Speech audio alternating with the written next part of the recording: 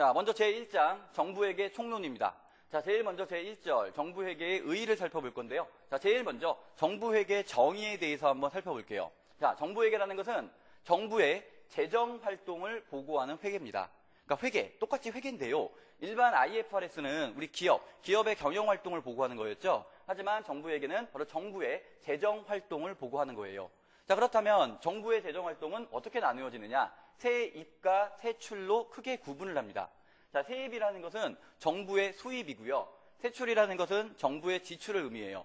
자, 먼저 세입의 세부 내역을 보시면은 크게 세 가지. 조세 수입, 세외 수입, 자본 수입. 자, 정부 가장 많은 수입의 원천이 뭘까요?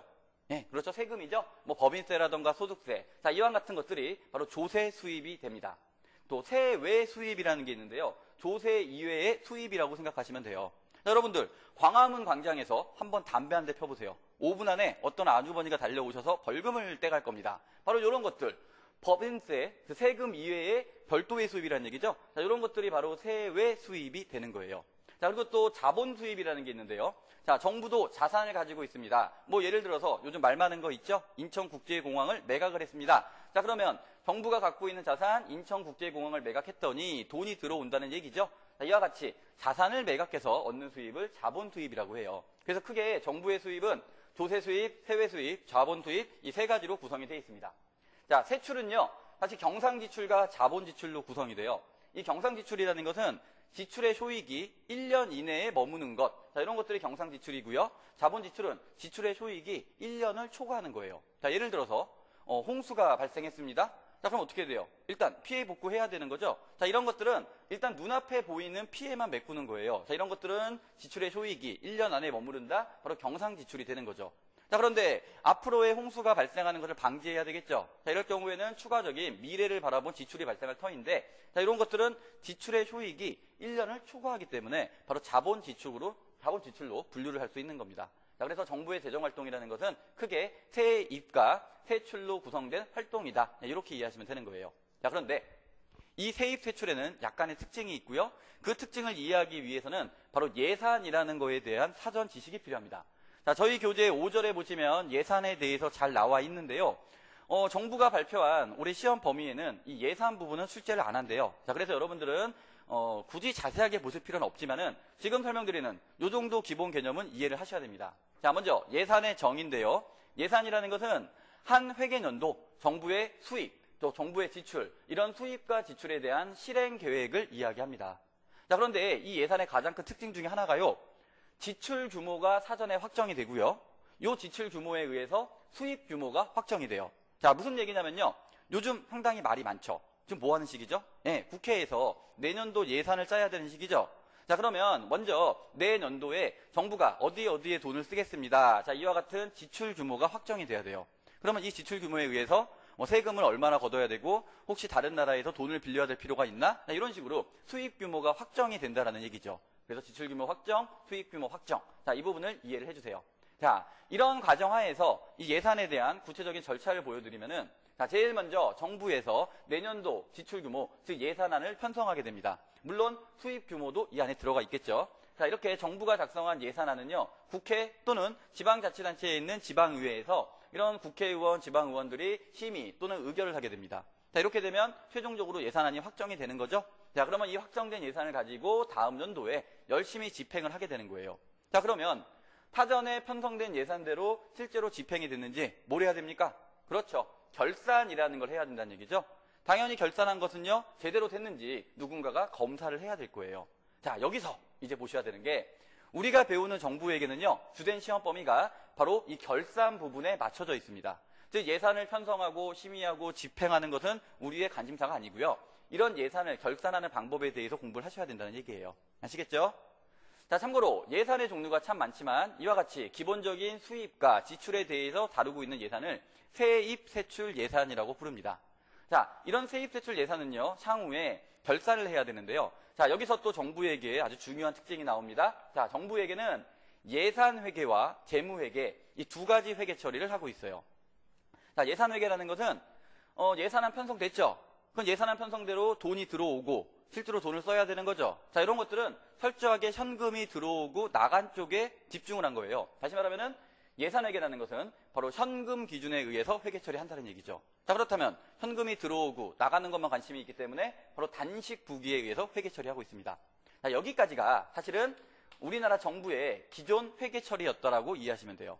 즉 예산회계라는 것은 현금 기준, 단식 부기에 의한 회계 처리인데, 자, 여러분들 알다시피요, 이 단식 부기, 현금 기준이라는 것은 많은 약점이 있다는 얘기죠. 자, 그래서 새롭게 바로 발생 기준, 복식 부기가 도입이 됐습니다. 지방자치단체 같은 경우에는요, 2007년도에 도입이 됐고요.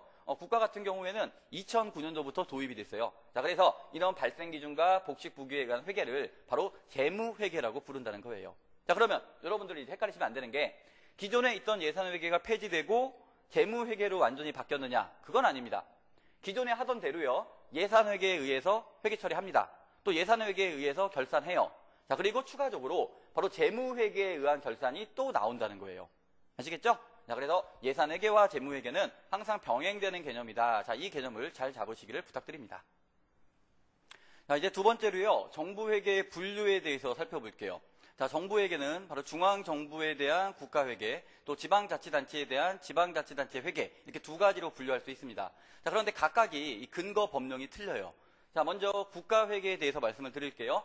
자, 최상위법이 국가재정법이고요. 그 밑에 국가회계법, 그리고 국가회계법 시행령과 시행규칙을 통해서 구체화되고 있습니다. 자, 하나씩 그 대략적인 법의 내용을 말씀을 드리면은요. 자, 국가재정법은 대부분의 내용이 예산 편성과 관련된 내용이에요. 자, 그런데 이 예산에 대해서 결산을 해야 된다. 예, 그런 얘기를 하고 있습니다. 자, 그런데 이 결산을 바로 국가회계법에 따라서 결산을 해라. 이런 식으로 토스를 하고 있어요.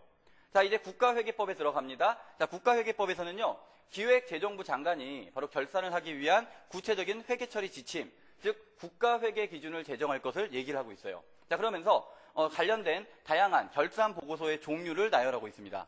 자, 이때 이 결산 보고서의 종류는요, 크게 두 가지가 있어요. 바로 예산회계에 대한 결산 보고서와 재무회계에 대한 결산 보고서, 크게 두 가지로 나눌 수 있습니다. 자, 이제 시행령에 가시면은요, 세입세출 결산이라는 결산 보고서에 대해서 자세하게 얘기하고 있는데, 바로 이 세입세출 결산이 세입세출, 바로 예산이죠. 예산과 관련된 결산 보고서예요. 자, 그렇다면 예산에 대한 부분은 바로 단식 부기, 현금 기준에 의한 거죠. 자, 그러면 도대체 발생 기준, 복식 부기는 어디 나와 있느냐? 바로 시행규칙, 기획재정부 장관이 만드는 시행규칙인 국가회계 기준에 바로 비로소 복식 부기와 발생 기준에 대한 이야기가 나와 있습니다. 그리고 바로 이런 복식 부기 발생 기준에 의한 재무제표, 바로 이게 국가회계 기준에 나오는 거예요. 자, 여러분들 시험 범위에서 많은 부분이 나올 걸로 예측되는 부분이 바로 이 국가회계 기준이 되는 겁니다. 아시겠죠? 또 이 시행규칙 밑에는요, 관련된 다양한 준칙과 지침이 있는데요. 올해 같은 경우에는 이 시행규칙, 즉 국가회계 기준과 일부 준칙까지만 시험 범위에 출제가 되는 거예요. 아시겠죠? 자, 이번엔 지방자치단체 쪽을 한번 살펴보도록 하겠습니다. 자, 지방자치단체는요, 근거 법령이 크게 세 가지예요. 지방재정법과 지방재정법에 의한 시행령, 그리고 시행규칙. 여기 특징이 있습니다. 국가 같은 경우에는요, 국가재정법에서 국가회계법으로 토스를 했죠. 자, 하지만 지방자치단체는 지방재정법에 모든 게 나와 있어요.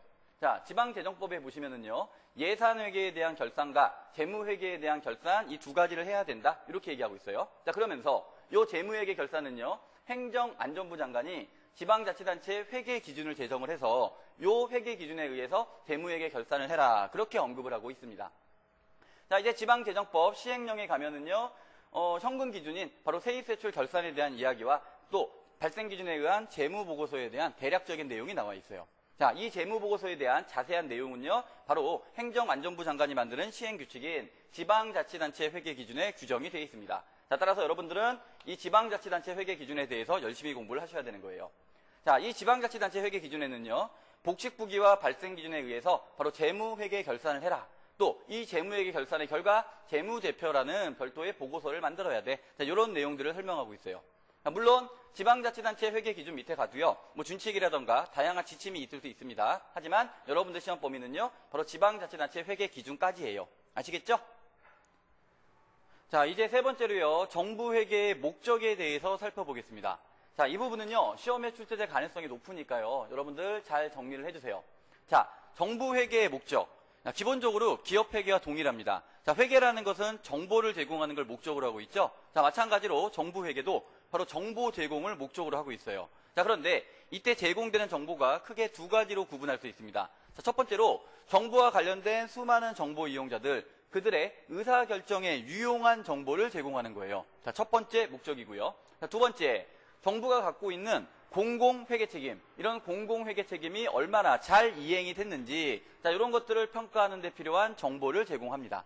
자, 그래서 이 두 가지 목적이 있는데요. 자, 그러면 이 공공회계 책임이라는 거, 자, 이 부분에 대해서 보다 구체적으로 살펴볼게요. 자, 공공회계 책임이 국가회계와 지방자치단체 회계 양쪽에 다 규정이 되어 있는데요. 비슷하지만 약간 틀립니다. 자, 보시면 세 번째 게 틀리죠? 예, 하나씩 말씀을 드리면, 자, 먼저 재무보고 책임이에요. 자, 정부의 재정 상태, 또 재정 운영 결과, 자, 이런 것들에 대해서 바로 재무적으로 보고할 책임이 있습니다. 자, 따라서 재정 상태, 재정 운영 결과에 대한 보고 책임, 바로 재무보고 책임. 자, 이 부분은 국가와 지방자치단체가 동일합니다. 자, 두 번째로 수탁관리 책임이에요. 자, 정부는 철저하게 예산에 의해서 세입 활동을 하는 거죠. 자, 그래서 예산이라던가 관련된 법규를 얼마나 잘 준수하고 있느냐, 바로 이런 것들이 수탁관리 책임이 되고요. 바로 수탁관리 책임을 평가하는데 필요한 정보를 제공해야 됩니다. 예, 국가, 지방자치단체에게 동일합니다. 자, 세 번째로요. 국가회계는 운영관리 책임이 있어요. 근데 반면에 지방자치단체는 기관 간 형평성이 있습니다. 예, 그래서 세 번째 게 차이가 있네요. 자, 먼저 운영관리 책임을 말씀을 드리면은요. 자, 국가는 여러 가지 정책 사업을 운영하고 있어요. 자, 그렇다면 이런 정책 사업이 당연히 효율적, 효과적으로 운영이 돼야 되겠죠. 자, 그래서 운영관리 책임이라는 것은 정부가 수행하는 사업들이 얼마나 효율적, 효과적으로 운영되고 있는지 그 결과를 보고해야 되는 책임이에요. 자, 이번에는 지방자치단체 회계, 기관 간 형평성. 자, 다른 말로 세대 간 형평성이라고도 해요. 자, 요즘 무상급식이라는 말 상당히 많이 하죠. 자, 그러면 지금 아이들이 무상급식의 혜택을 받는다는 얘기는 그 아이들의 부모들이 바로 무상급식을 위한 재원을 마련해야 된다는 얘기죠. 다시 말하면 지금 이 혜택이 다음 세대한테 큰 부담을 줘서는 안 된다는 얘기예요. 바로 이런 개념이 기관 간 형평성, 바로 세대 간의 형평성이 되는 겁니다. 아시겠죠? 자, 그래서 정부회계 목적은요, 바로 국가회계 기준과 지방자치단체 회계 기준에 명확히 나와 있기 때문에 이 세 번째 정부회계 목적은 잘 정리를 하셔야 돼요.